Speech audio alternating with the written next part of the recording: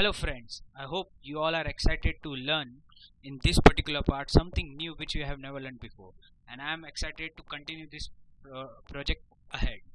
Now in my previous part 3 video I have shown you how to fetch this category from the database and have written JUnit test cases to check whether all the category DAO are working properly to access the data from the database. Now in this particular part I'm gonna code this view product page where I'm going to display products based on the category, and also I'm gonna display all the products. For displaying product I'm gonna use a jQuery data table plugin. Now what is jQuery data table plugin? It is a plugin where you are going to give data in the form of JSON, and we will be displaying the products here, which is using jQuery as the core, and on top of it we are going to use the data table plugin. But before moving further, I have a small error to fix. That is, I am displaying these view products that could be fixed easily. Now as you know, we are inside the home. The title of this page is home, so I'm going to quickly open our myapp.js file, and inside my default I'm going to check if that menu is equal to home. Don't go ahead and simply break it. I'm going to save it, and if I quickly refresh, you can see that is gone now. But if I click on view products, you can see it is gone. So that's a simple fix which I did. Now I'm going to move ahead with our part 4.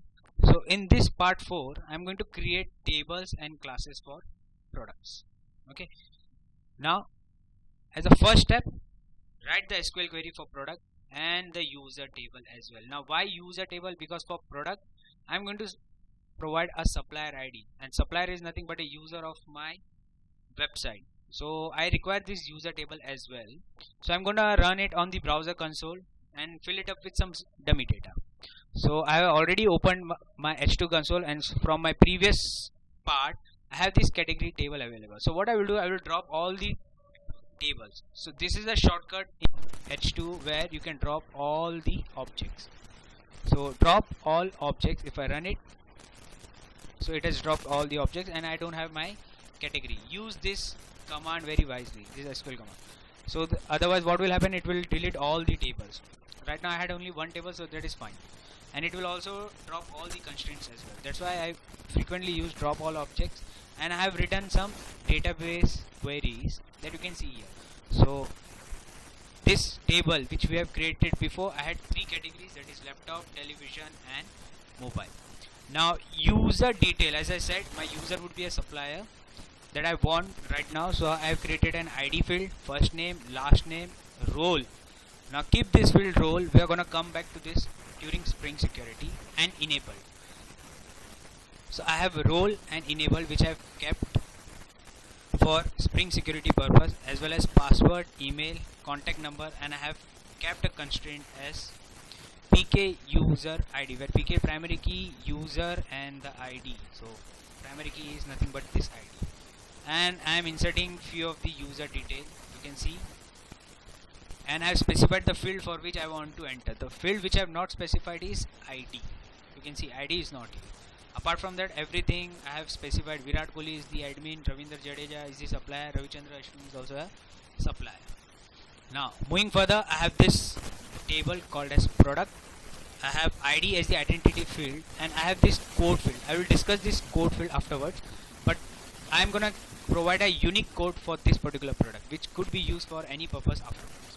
Name, brand, description, unit price, quantity, is active. Now this is active field is used for soft delete, not for hard delete. I'm gonna keep is active as false for deleting any product, but it is not going to actually delete the product, because once something which is entered, we should not delete it. We should just say, okay, this product is not active right now. Then we have category ID, this product belonging to a particular category ID, and then I have supplier ID, and I'm gonna keep a count of the purchases of this particular product. I mean, this product has been sold how many times, views, number of views this product has got.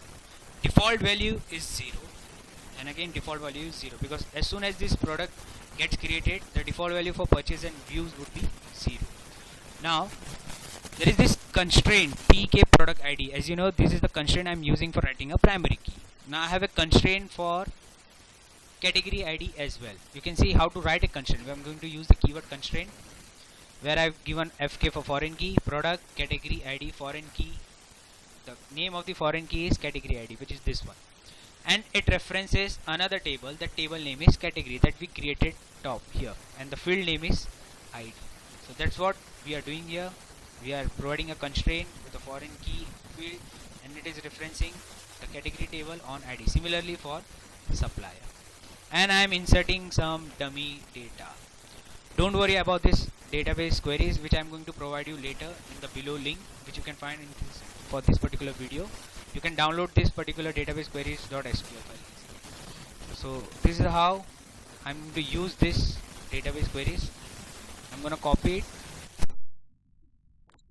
I'm going to open my H2 console, paste it here, and simply run it. As you can see, my category table has been created. 3 categories has been added. Similarly, product, sub, user, everything has been added, and I have my 3 tables ready here.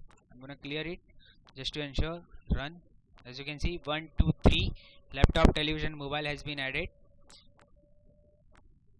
You can see 5 products are there right now, and I have my 3 user. One is admin and the other 2 are supplier. Okay, so our first step is completed. Now in my next step, I'm going to create the ProductDAO class. Okay, so which I've already created, obviously, to save some time, because we have already did this thing for category in our previous part. So I have an ID and generated value field. Okay, this is ID. You can see code, name, brand, description, and I am using @ column annotation once again, because here I am using the Java naming convention, which is unit price. But in my SQL query, if you see, it is unit underscore price. So I'm using SQL convention here. So similarly, you can see for column, that is active, category ID, I have supplier ID, purchases, and views as well. Okay, and this setter getters that we can simply create by right clicking on the project. You can have an option of source, and you can simply generate the getters and setters. But there is one field that which is of particular interest of me, that is this code field. Now I'm going to generate an unique ID for this particular code. So how can I do that? I can simply provide a constructor that is public product, and inside this product I'm going to say this.code is equal to, I'm going to use a class which is UUID, which is available in the util package dot, there is this method random UUID. So it will provide me a random UID dot, I'm going to convert it to string dot, I'm going to do a substring. I'm going to take it from a particular value of 26, so I can get at least 10 character out of it. And I'm going to say to uppercase. Okay, and I'm going to initially append it with PRD like this. So we have a product UID, random UID, to string, substring, to uppercase. So this is how our code will get a unique ID that would be appended to this particular field as soon as the product is generated. Okay, so I'm just gonna say this is my default constructor.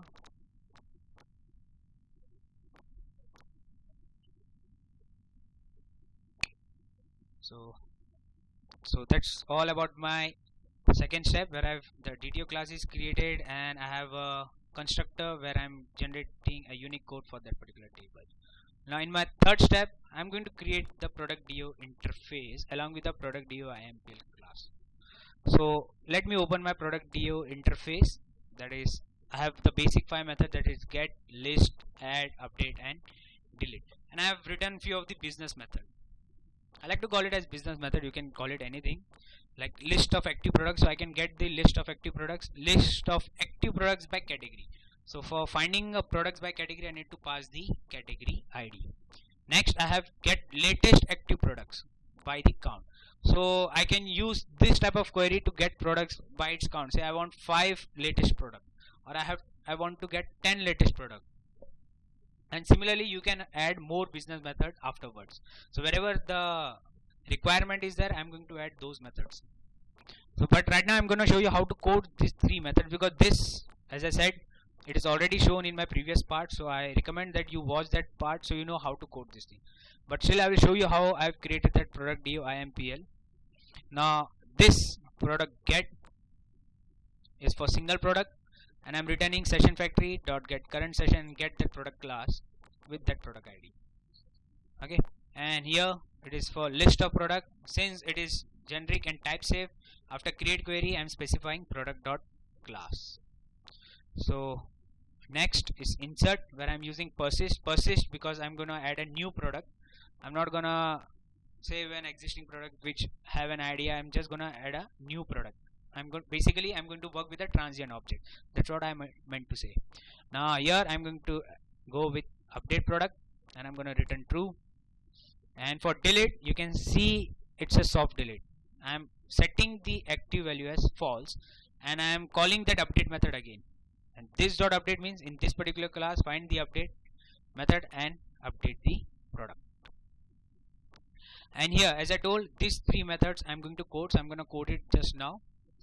But before moving further, let me ensure and make you aware that you need to add this repository annotation with ProductDAO name and @transactional, because all this method will run inside a transaction which is going to be managed by my Spring framework, so I don't have to worry about it.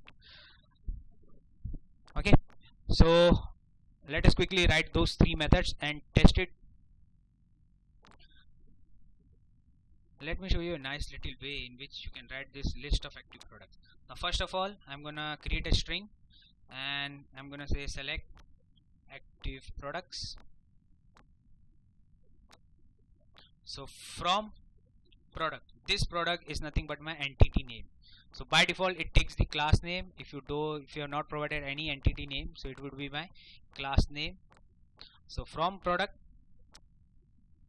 where active, now this active is nothing but my field name inside the product.java. If you see this active, this is the field name. So this is the field name which I'm using in my IMPL, where active colon active, and this active is nothing but the parameter which I'm going to set it afterwards. Okay, now instead of return null, I'm going to say use the session factory dot get current session. Okay, to make it more readable, I'm gonna put it on another line. I'm gonna say create query.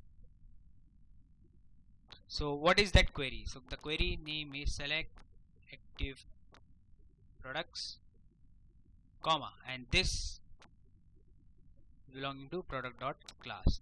Now I need to set this parameter as well. What is the value for this particular parameter? So I'm going to call the set parameter name. The parameter name is active, which is this name. You can keep any name and the same name you're going to keep it here, but this active is going to be the field name. The argument, let it be true dot get result list. So this is how you can code this particular method where you're going to find the list of active products. Now you want to have the product by its category ID as well. So I'm gonna copy the same thing. I'm gonna just change the name to make it more understandable, but here I need to change it from product where active is equal to active, and I'm going to say category ID is equal to colon, but I'm going to specify the parameter. It is the category ID. Now here the changes that I need to do is to use this particular string name. Again I'm going to return the list of products. I have one parameter that I've set as active. The other parameter I need to set is for set parameter. The parameter name is category ID. Just make sure you're using the proper name, because I've used ID and here also I'm going to use ID to make it simple. And to make sure it is proper, just go here. Yeah, we have a D small, so here also I'm going to keep D small, because this should match with your field name. So category ID, comma, and the category ID is coming from here, so I'm going to take it. And you have to get the result list. And now you need to get the latest active products by this particular count. Okay, so for this you can copy again from here.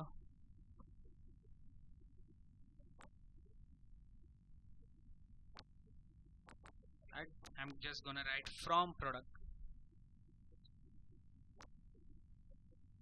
Since I want to get the latest active product that has been added latest, so I'm going to use the order by clause, and I'm going to say order by its ID. Okay, so from product, order by ID, product class.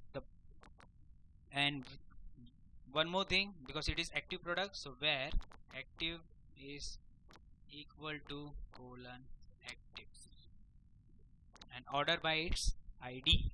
So I have a parameter here, but I don't require this parameter. I'm going to remove this parameter. Okay, now next thing, because I need to send a limited set of product, so I'm gonna say dot set first result. Okay, so since the index starts from 0, I'm gonna say from 0 dot set max result. So max result say is count. So suppose if this parameter is having 3, so it is going to return only the 3 records, and which I have already sorted using ID field. Okay, so if the count is 5, it is going to return 5 products, 5 list of products that we are going to test soon. So this is how I have coded 3 business methods. Now you can think about more business method, you can add it inside your ProductDAO interface and then implement it here. So next part is to test whether it is working properly or not.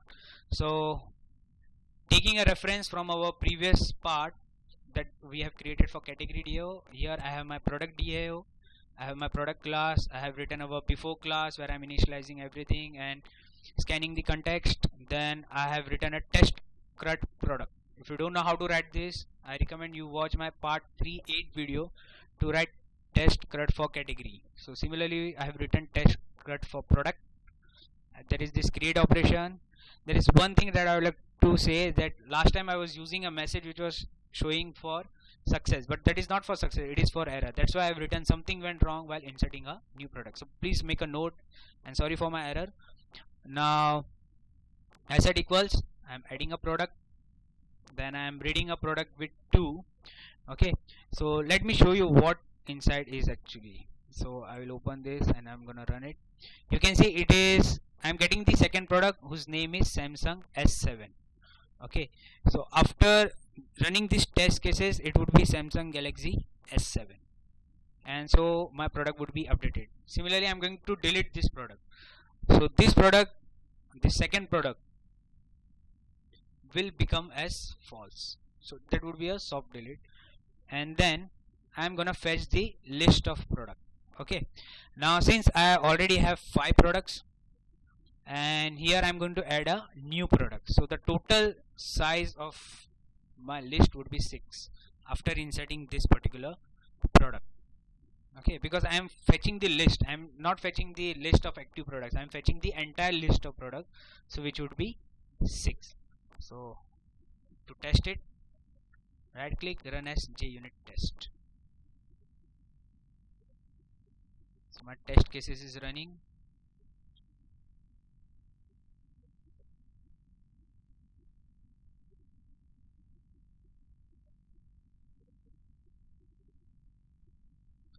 So there is a success for us. Okay, now let me show you, run it.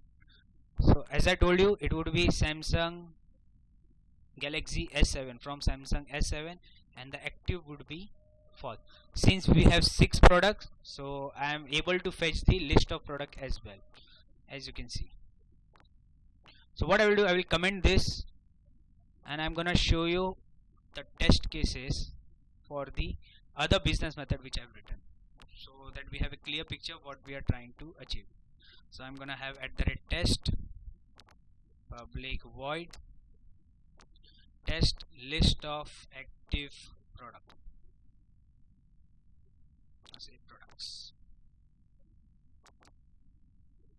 So I just need to have this asset equal statement. Now looking at my database, this particular table, you can see there are 1, 2, 3, 4 and 5 active products. Okay, so here I'm going to say we have 5 active products. So I'm going to right click, run as JUnit test.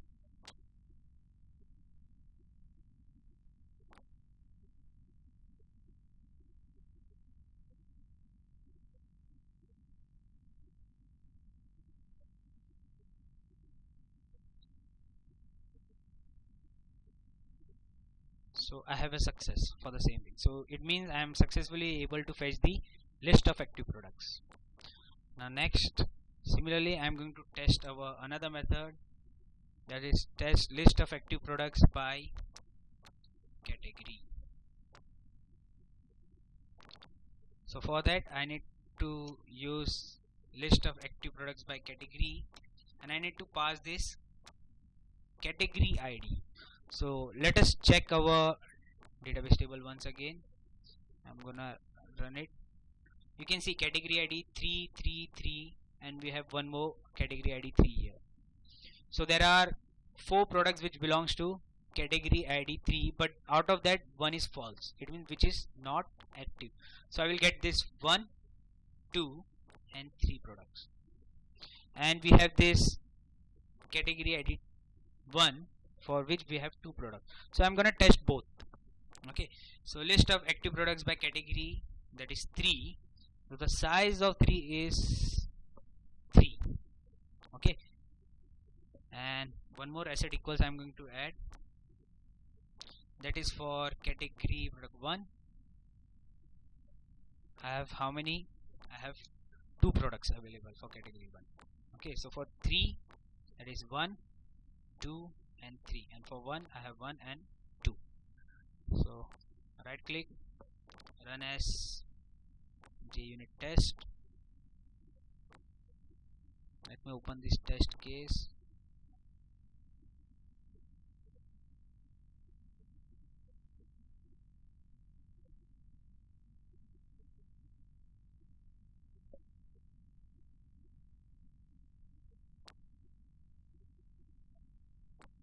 As you can see, for list active products by category I am getting green, and as similarly for test list of active products. So it means my method which I have written in DAOImpl is working perfectly fine. So my last test that is remaining is for this get latest active products by the count. So for that again I'm gonna copy it. I'm gonna say I want the latest active product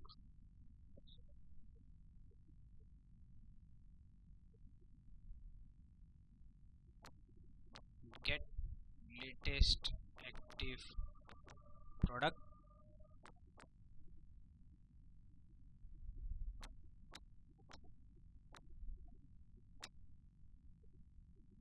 and the count of that one. So say I want 3 active products, so it would be sorted. So by sorting it would be 6 because it is active, 5 and 4, 3, 2, 1 like that, but I want to get the active products, so I can get those 3 products. So get latest active products, the count is 3 and the list size would be also 3. So that's why I've written this. Again I'm gonna run as JUnit test. I'm gonna open this test case.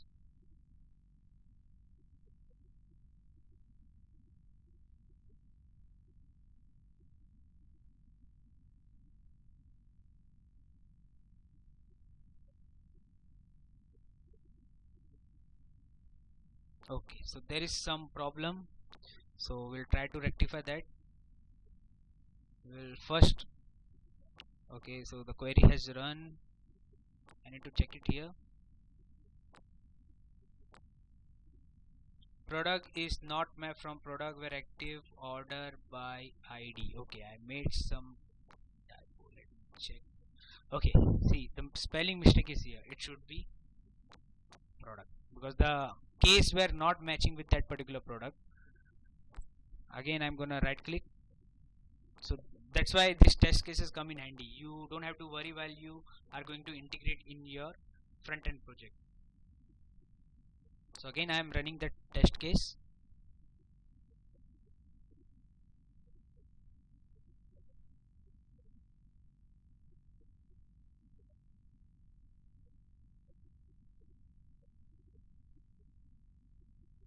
So I have a green for get latest active product. You can see get latest active product. So I am fetching only 3 products which are latest and active. So that's it for this particular video. In my next video for this particular part I am going to get the product data in JSON format, because as I said I am going to use jQuery data table which requires data in the form of JSON. So first we'll learn how this entire conversion of your Java object to JSON will happen in the next video. Stay tuned. Thank you.